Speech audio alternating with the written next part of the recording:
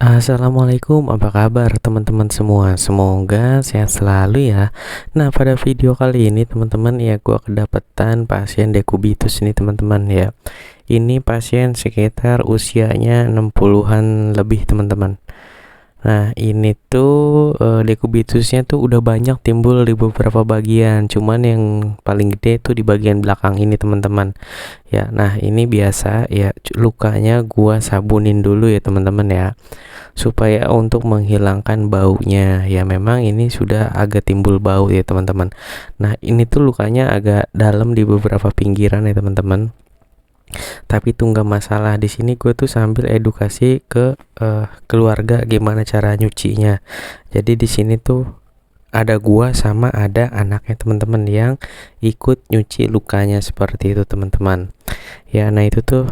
Nah, ini yang baju hijau nih gua ya. Di sini gua nyucinya menggunakan air kemasan ya teman-teman ya, karena untuk luka bersih ya itu bisa menggunakan air kemasan ataupun NaCl. Kalau luka steril itu bisa harus menggunakan cairan steril juga seperti NaCl atau enggak Aquades. Nah, teman-teman ya, ini tuh termasuk luka bersih ya. Jadi beda ya luka bersih atau luka steril dan luka steril. Kalau luka steril adalah luka yang sengaja dibuat di kamar operasi. Kalau ini adalah luka yang memang sudah timbul ya teman-teman ya. Ya, apalagi kalau sudah bernanah, bau, yaitu memang termasuk jatuhnya jadi luka bersih. Nah, di sini gue mau ngebuang jaringan yang mati ya teman-teman. Jadi keluarganya bingung ya teman-teman ya, luka dekubitusnya ini kok makin hari malah makin lebar gitu dan timbul di banyak tempat teman-teman. Ini gua lagi berusaha ngebuang jaringan yang mati ya teman-teman ya. Jadi memang luka akan baru bisa lekas membaik atau cepat sembuh kalau warna dasar lukanya itu sudah merah semua. Ya, kalau masih seperti ini tuh enggak ya teman-teman ya. Belum merah semua ya, ini masih banyak jaringan matinya.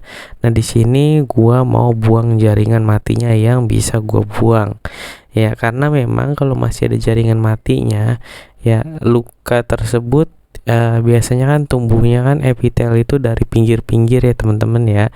Itu biasanya epitelnya nggak mau tumbuh kalau masih ada yang putih-putih atau hitam-hitam seperti ini. Dan teman-teman harus tahu yang menimbulkan bau ya ini dia teman-teman, yang berbentuk jaringan mati yang hitam dan putih ini. Inilah yang menyebabkan bau pada luka.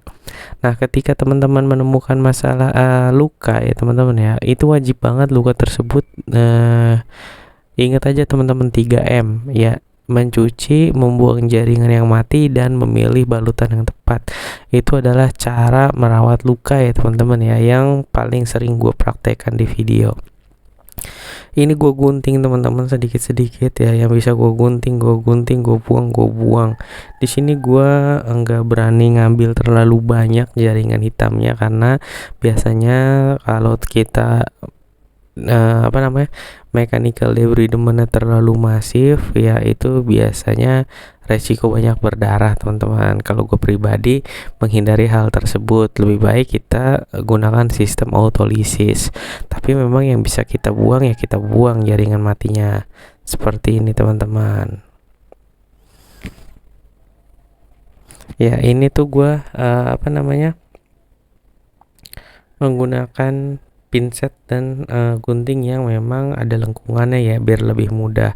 Oh iya, buat teman-teman yang butuh jasa perawatan luka untuk area Jabodetabek, bisa hubungi gue langsung ya. Insya Allah gue bisa visit langsung, tinggal kita cocokin aja waktunya ya. Nah, terus buat teman-teman yang ada di luar daerah atau enggak di luar pulau ya, itu bisa banget kontak gue langsung lewat WA. Nanti gue akan bimbing cara merawat lukanya step by step teman-teman ya.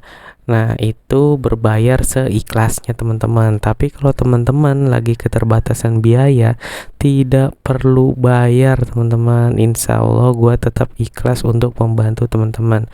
Ya memang mohon maaf ya teman-teman, kadang-kadang kalau di WA gue responnya agak lambat kalau memang lagi kerja atau enggak lagi ngerawat luka di luar teman-teman. Jadi mohon maklum ya. Nah, jadi sebenarnya pasien ini itu timbul lukanya dari rumah sakit, karena menurut pengakuan pengakuan keluarga sebelum ke rumah sakit ya nggak ada luka. Nah akhirnya di rumah sakit setiap ganti pampers katanya suka ada cairan kuning teman-teman.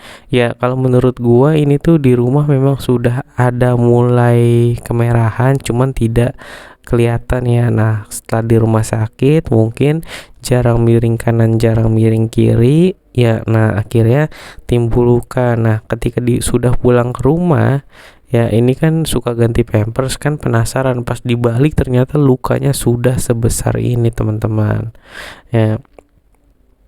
Ini tuh udah mulai luas teman-teman ya lukanya, kalau teman-teman bisa lihat itu tuh agak naik ke atas ya. Ini lebar banget sih teman-teman ya pasiennya, karena juga agak kurus teman-teman.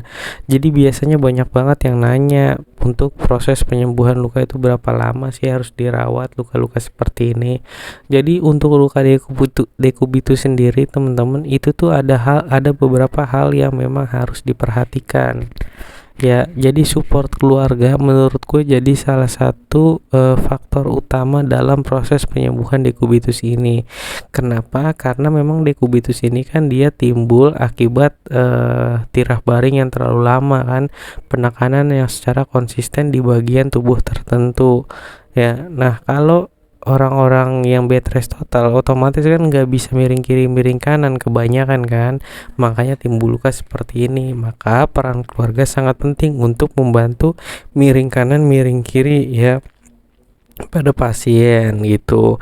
Nah terus kalau kasur yang angin tuh gimana, apakah efektif? Ya kasur angin juga sangat efektif, tapi walaupun menggunakan kasur angin pendapat gua itu pasien harus tetap di miring kiri di miring kanan.